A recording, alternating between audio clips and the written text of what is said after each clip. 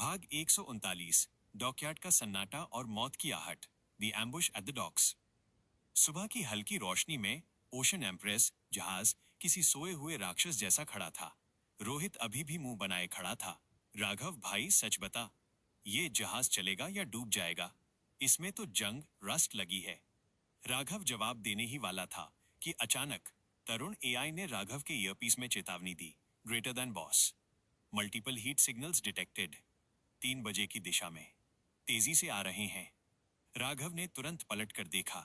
Dockyard के कंटेनरों के पीछे से 6 काली बाइकें और 2 एसयूवीएस पूरी रफ्तार से उनकी तरफ आ रही थीं।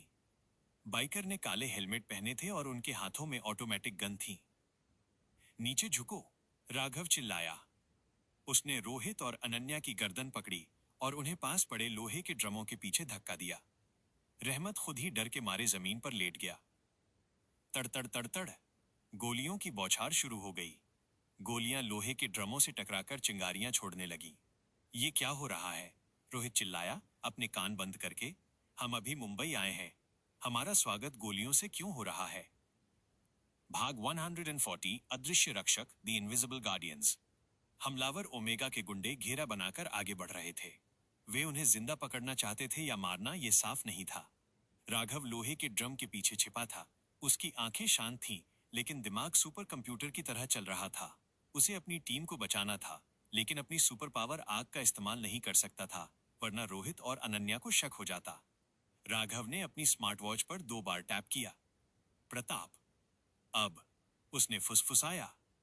डॉकयार्ड की एक ऊंची क्रेन के ऊपर प्रताप स्नाइपर राइफल के साथ पहले से तैनात था। राघव ने उसे सेफ्टी के लिए भेजा था। धायम।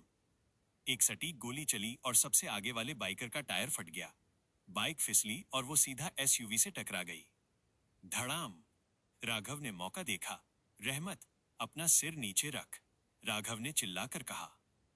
राघव ने अपनी जेब से एक छोटी सी मैग्नेटिक डिस्क, तरुण का गैजेट, निकाली और उसे चुपके से पास खड़े एक कंटेनर की तरफ स्लाइड कर दिया। डिस्क से एक तेज सोनिक बीप निकली। वीईईप। हमलावरों के कानों में असहनीय दर्द हुआ। वे अपने कान पकड़कर चीखने लगे। आह, ये क्या आवाज है? भाग 141। राघव का फर्जी एक्शन, कैलकुलेटेड लक।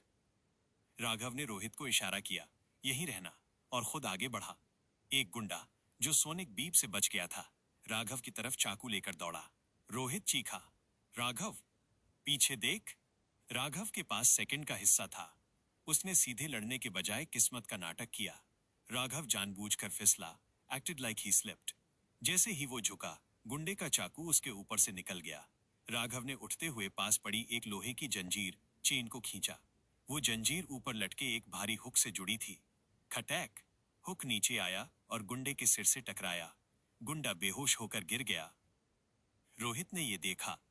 भाई, क्या किस्मत है तेरी, बाल बाल बचा।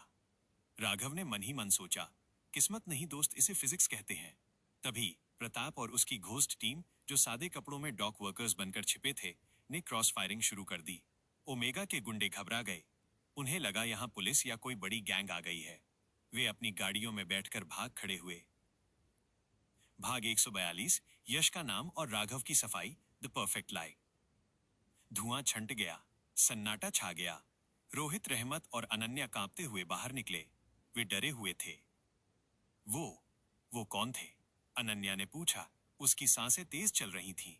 और वो ऊपर से गोली किसने चलाई? वो लोग हमें बचाने क्यों आए? रोहित ने राघव को देखा। राघव, तेरे पास कोई गन नहीं थी, फिर वो सब भागे क्यों? राघव ने तुरंत अपनी कहानी बनाई। उसने अपना फोन निकाला, जिस पर यश की फोटो वाला वॉलपेपर था। शांत हो जाओ, राघव ने आत्मविश्वास से कहा। मैंने तुम्हें बताया था ना कि हम यशवर्धन के मेहमान हैं। यश को पता था कि मुंबई में राइवल्स दुश्मन हो सकते हैं, इसीलिए उसने अपनी प्राइवेट सिक्योरिटी टीम को सादे कपड़ों में हमारी सुरक्षा के लिए भेजा था। उसने क्रेन की तरफ इशारा किया, जहां प्रताप था, जो अब छिप चुका था। वो यश के स्नाइपर्स थे। उन्होंने हमें बचाया। रोहित ने राहत की सांस ली। ओह, यश भाई के आदमी थे। Thank God. मुझे लगा अंडरवर्ल्ड वाले हमें उठाने आए हैं। रहमत ने पसीना पोंछा। भाई, यश को बोलना अगली बार सिक्योरिटी के साथ एम्बुलेंस भी भेजे, मेरा तो हार्ट फेल होने वाला था। अनन्या ने राघव को घूर कर देखा। उसे अभी भी कुछ अजीब लग रहा था। राघव इतना शांत कैसे था? लेकिन सबूत सामने थे, उन्हें किसी ने तो बचाया था, और यश का नाम सबसे लॉजिकल लग रहा था। भाग 143, जहाज का दरवाजा और नया संसार। Welcome to the base. अब यहां रुकना सुरक्षित नहीं है, राघव ने कहा। जल्दी करो, जहाज के अंदर चलो, वो सबसे सेफ जगह है। राघव ने रिमोट दबाया। ओशन एम्प्रेस का विशालकाय रैंप नीचे आया। जैसे ही वे लोग उस जंग लगे डरावने दिखने वाले जहाज के अंदर घुसे। अरे बाप रे! रोहित का जबड़ा जमीन पर आ गया। बाहर का हमला वे भूल गए। अंदर का नजारा किसी अंतरिक्ष यान स्पेसशिप जैसा था। दीवारों पर नीली लाइटें थीं, ऑटोमेटिक दरवाजे थे, और बीच में एक बड़ा सा होलोग्राम बना था जिस पर जहाज का नक्शा था। रोहित ने एक दीवार को छूकर देखा। राघव, ये यश ने किया या तूने? राघव मुस्कुराया। पैसे मेरे आरआर वेंचर्स टेक्नोलॉजी यश की। स्वागत है हमारे नए घर में दोस्तों। इसे कहते हैं प्रोजेक्ट एम्प्रेस। राघव ने मन ही मन ओमेगा को चुनौती दी। तुमने हमला करके गलती कर दी ओमेगा। अब मैं तैयार हूं। कहानी का विश्लेषण। राघव ने यश का नाम लेकर अपनी पहचान सुपर हीरो वाली फिर से बचा ली। दोस्तों को लगा कि ये यश की पावर है, जबकि असल में ये राघव का प्रोटोकॉल था। हमला होने से ये साफ हो गया है कि ओमेगा अब उनसे दूर नहीं है। भाग 144, ये जहाज है या जन्नत? The tour of the floating palace. Raghav ने अपने दोस्तों को ओशन एम्प्रेस का टूर देना शुरू किया। वे सबसे पहले ऊपरी डेक अपर डेक से शुरू हुए और धीरे धीरे नीचे की ओर बढ़ रहे थे। हर मंजिल पर एक नया सरप्राइज उनका इंतजार कर रहा था। The gaming arena level 5। जैसे ही वे 5वीं मंजिल पर पहुंचे रोहित की चीख निकल गई। ओ भाई साहब, वहां एक विशाल हॉल था जिसमें दुनिया के सारे गेम्स थे। वीआर स्टेशन, बॉलिंग एली और 1-200 इंच की 8K स्क्रीन सिर्फ फीफा खेलने के लिए। रोहित ने तुरंत एक रिमोट उठाया। राघव, मैं यहीं बस रहा हूं, मुझे खाना पानी यहीं भिजवा देना। The gastronomy hub level 4। रहमत की लॉटरी 4थी मंजिल पर लगी। वहां एक पूरी तरह से ऑटोमेटेड स्मार्ट किचन था। रहमत ने एक बटन दबाया जिस पर पिज्जा लिखा था। 3 मिनट के अंदर मशीन ने एक गर्मा गर्म चीज बर्स्ट पिज्जा तैयार करके ट्रे में बाहर निकाल दिया। रहमत की आंखों में आंसू आ गए, खुशी के। राघव भाई, तूने मेरे लिए जन्नत खरीदी है। मैं इस मशीन से शादी कर सकता हूं क्या? 3 द रॉयल स्वीट्स लेवल 3। यहाँ सोने के कमरे थे। हर कमरा किसी महल जैसा था, जिसकी बालकनी सीधे समुद्र के ऊपर खुलती थी। अनन्या ने अपना कमरा चुना, जिसमें एक ग्लास फ्लोर, कांच का फर्श था, जिसके नीचे नीला समुद्र दिखता था। राघव मुस्कुरा रहा था। उसे खुशी थी कि उसके दोस्त खुश हैं, लेकिन असली राज अभी भी सबसे नीचे छिपा था। भाग 145, पाताल लोक का दरवाजा, the door to the deep. चलो, राघव ने कहा, अभी असली चीज देखनी बाकी है। वे एक विशेष लिफ्ट में बैठे। ये लिफ्ट कांच की नहीं, बल्कि ठोस स्टील की थी।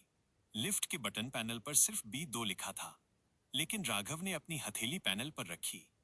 Scanning, biometric confirmed. एक नया बटन प्रकट हुआ, SECTORX। राघव ने उसे दबाया।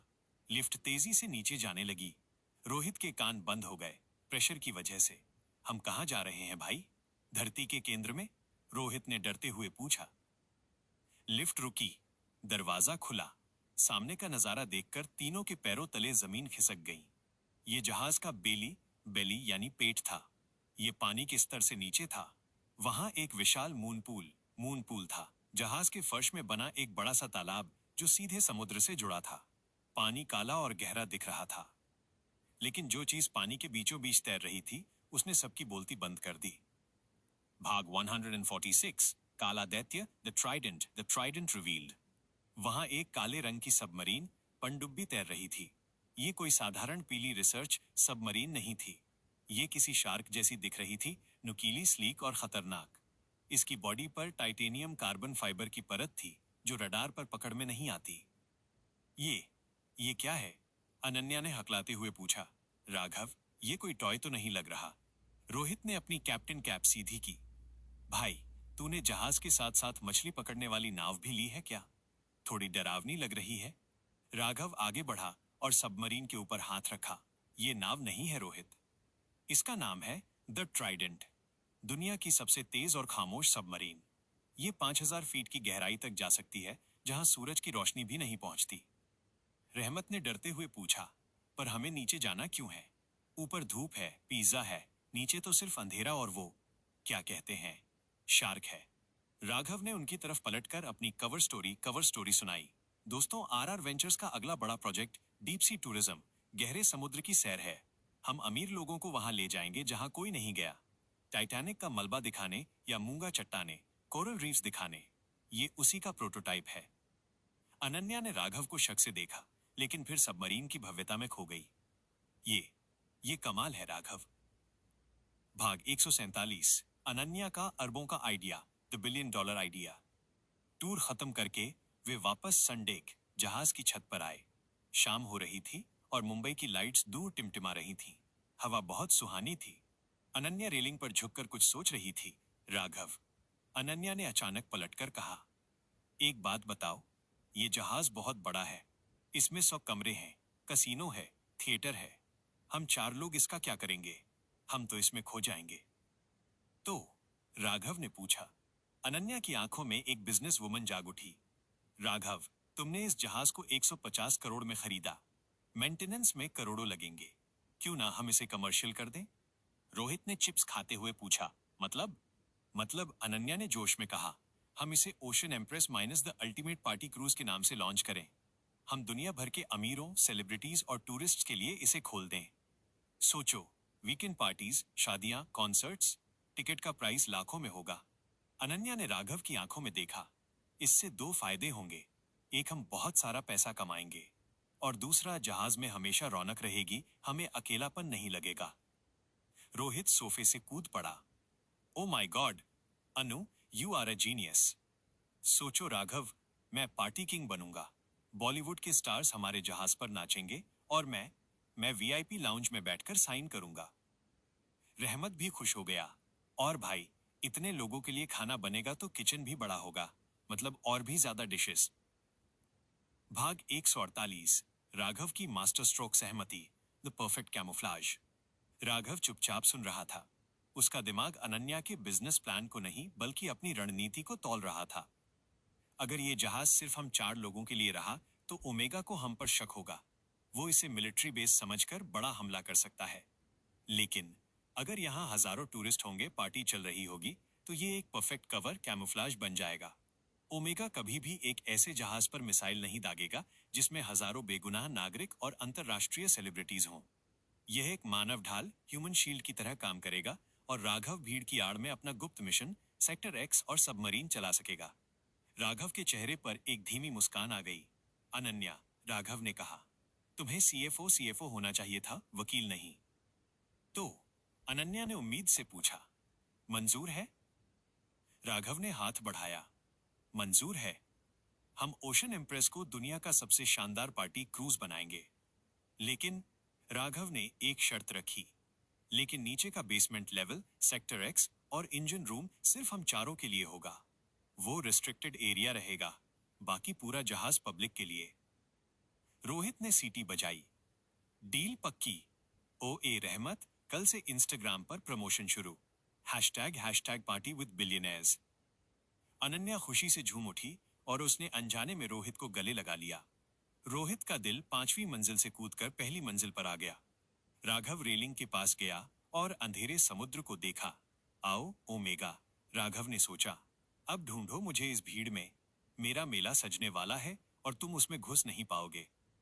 कहानी का विश्लेषण। अनन्या के आइडिया ने कहानी को एक बहुत ही दिलचस्प मोड़ दे दिया है। 1, कमर्शियल एंगल। अब कहानी में ग्लैमर, पैसा और सेलिब्रिटीज आएंगे। 2, टैक्टिकल एंगल। राघव को ओमेगा से बचने के लिए एक बेहतरीन आड़ मिल गई है। 3, मस्ती। रोहित अब पार्टी किंग बनेगा, जिससे बहुत सारा ड्रामा और कॉमेडी होगी।